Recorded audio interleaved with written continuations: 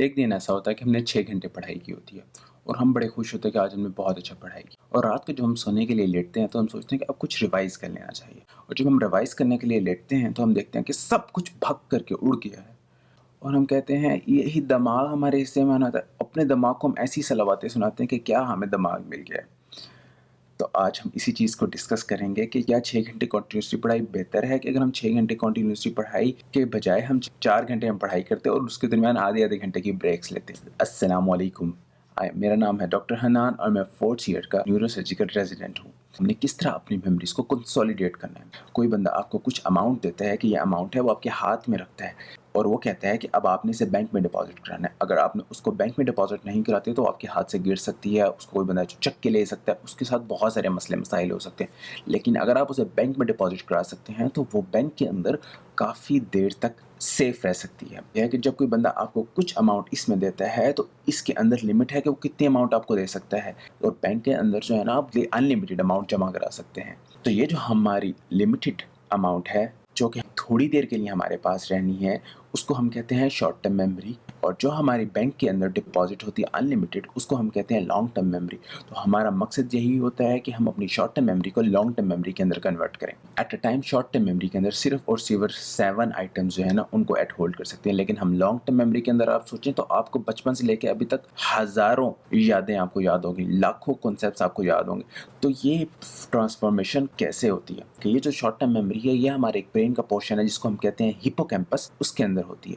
और जब हम उसे लॉन्ग टर्म मेमोरी के अंदर हमें कन्वर्ट कर रहा होता है तो एक दूसरा पोर्शन होता है जिसके अंदर जो है ना लोड होके उस जगह जाती है और जाके उसके अंदर डिपॉजिट होती है। उस पोर्शन को हम कहते हैं नियोकॉर्टेक्स, जो कि हमारे ब्रेन का सबसे इंटीरियर मोस्ट पोर्शन है। 1900 के अंदर एक जर्मन साइकोलॉजिस्ट मुलर ने जो है ना एक एक्सपेरिमेंट किया। उसने एक कुछ ग्रुप्स को लिया, उस ग्रुप्स को कहा कि आपने ये वर्ड्स याद करने हैं और उसके बाद उन्होंने उस वर्ड्स को याद करने वाले ग्रुप को उसने 2 हिस्सों में डिवाइड कर दिया।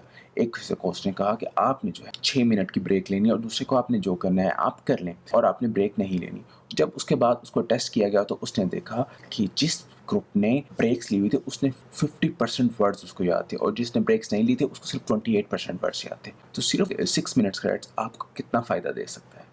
एक दफ़ा मैं अपने वालिद साहब के साथ बैठा हुआ था तो मैंने वैसे ही उन्हें बताया कि पढ़ाई बहुत मुश्किल है, बाज़ वक़्त ऐसा होता है कि आपके ज़हन में कुछ याद नहीं आ रहा। तो उन्होंने मुझे कहा बात सुनो, रुको।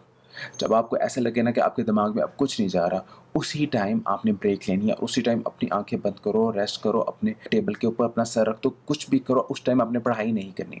तो फिर यही हुआ कि बहुत हमने लॉन्ग पढ़ना होता था तो मैं दरमियान में लाजमी ये सोचता होता था कि मैंने रेस्ट लेना है ताकि मेरी मेमोरीज कंसोलिडेट हो सकें। तो उस चीज़ का मुझे बहुत ज़्यादा फ़ायदा हुआ।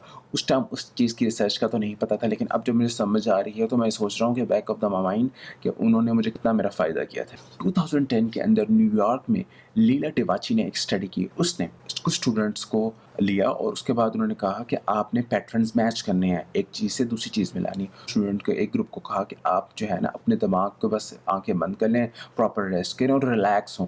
और दूसरे स्टूडेंट को कहा कि नहीं, आपने जो है ना कोई अदर एक्टिविटी के अंदर इन्वॉल्व हो जाना है।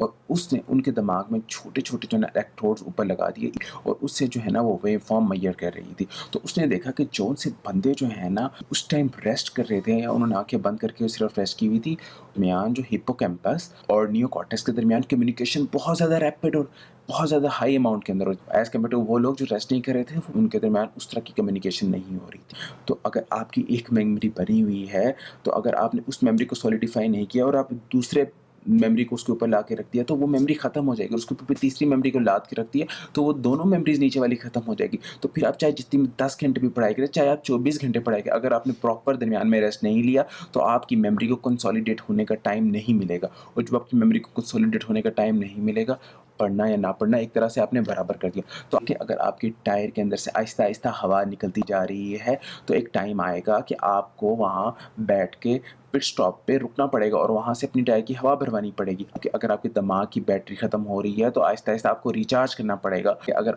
8 घंटे पढ़ने की बजाय अगर आप 6 या 5 घंटे पढ़ते हैं और विद प्रॉपर ब्रेक्स पढ़ते हैं, तो वो बहुत बेहतर है एज़ कम्पेयर टू 8 घंटे आप लॉन्ग ड्यूरेशन के अंदर पढ़ते रहें।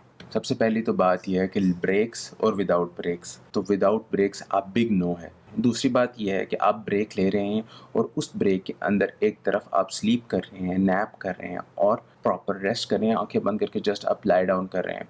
अगर आप सोशल मीडिया, फैमिली से बातें या टीवी देखने लग जाते हैं उस ब्रेक के अंदर, तो ये सोचें कि आपने जो पढ़ाई के लिए अपनी मेमोरी, अपना एक पाथ बनाया था, उसके ऊपर आपने एक दूसरी मेमोरी लाद के रख दी जो कि सोशल मीडिया की थी। उस पे एक तीसरी मेमोरी लाद के रख दी जो कि टीवी में थी। जो आपकी नीचे वाली मेमोरी थी वो आहिस्ता-आहिस्ता ख़त्म हो जाएगी। लेकिन इसके बरअक्स अगर आप स्लीप लेंगे, नैप लेंगे या प्रॉपर रेस्ट करेंगे, तो आप देखेंगे कि उस मेमोरी को आप कितना सॉलिडिफाई कर सकते हैं, क्योंकि आपके हिप्पोकैम्पस ने बहुत ज़्यादा बातें करना शुरू कर देनी है आपके नियोकॉर्टेक्स के साथ, और उनके दरमियान कम्युनिकेशन बढ़ जाएगी, और आहिस्ता आहिस्ता जो आपकी शॉर्ट टर्म मेमोरी होती है आप उसे अपने लॉन्ग टर्म की जो बैंक है उसके अंदर डिपॉजिट करा सकते हैं। पढ़ाई कर रहे हों तो अपनी जो ब्रेक्स है उसको देखें कि उस ब्रेक के अंदर आपने प्रॉपर रेस्ट लेना है, ना कि अपनी मेमोरीज को ज़ाया कर देना है।